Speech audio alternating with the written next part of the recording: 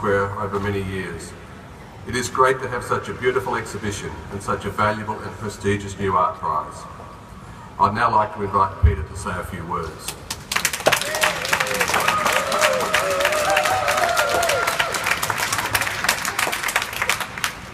I'll try and be brief, but I'm not sure it's possible.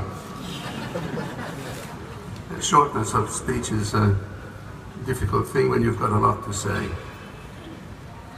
The old proverb can apply to Kiga Illuminating Glass Award, and that is that from mighty oaks from little acorns grow. I think my glasses are foggy.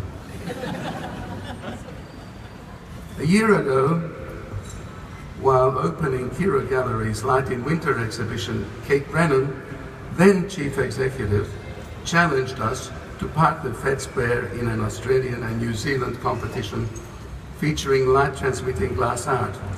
Without realizing the full extent of the effort and work involved to mount such an exhibition, foolishly, without realizing it, we accepted the challenge, and the results are in this catalogue and in this gallery.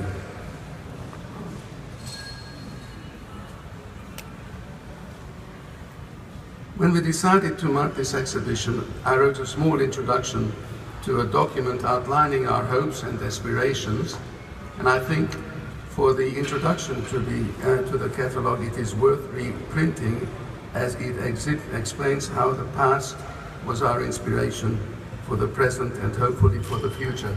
So indulge me while I take you through a moment or two of how this all happened. Soon after electricity was harnessed and became freely available in the late 1800s and more prominently in the first decades of the 1900s, European glass artists turned their talents to creating of freestanding decorative lights, plafonnières, and chandeliers. The period was a hothouse of creativity. Artists such as Émile Gallé, Nancy, and René Lalique produced enormous quantities of art glass. The period was short-lived, as the production process after often involved dangerous materials, and were hazardous in the extreme. In fact, in those days, by the time you learned how to do things properly, they killed you.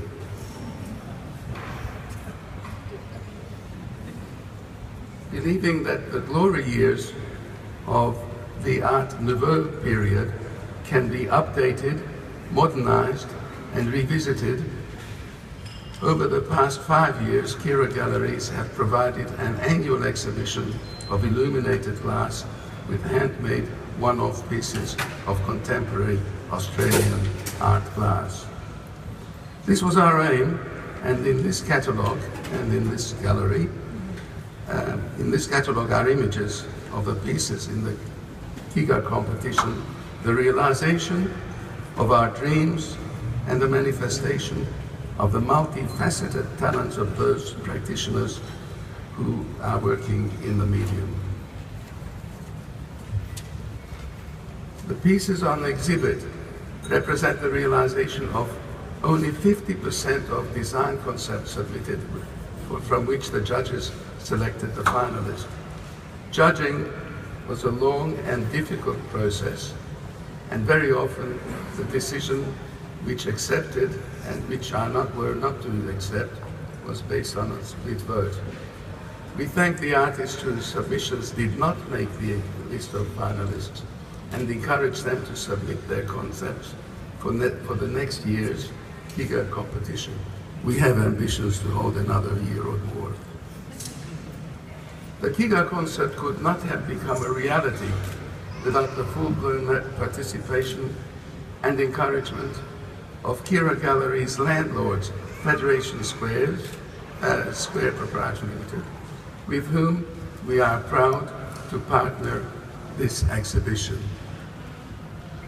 It could also not have happened without the gallery's dedicated staff who went the extra mile in ensuring that the work of high quality was delivered intact, ready for a display from all corners of Australia and New Zealand. Finally, I wish to thank the judges. That's other than myself, I don't thank me.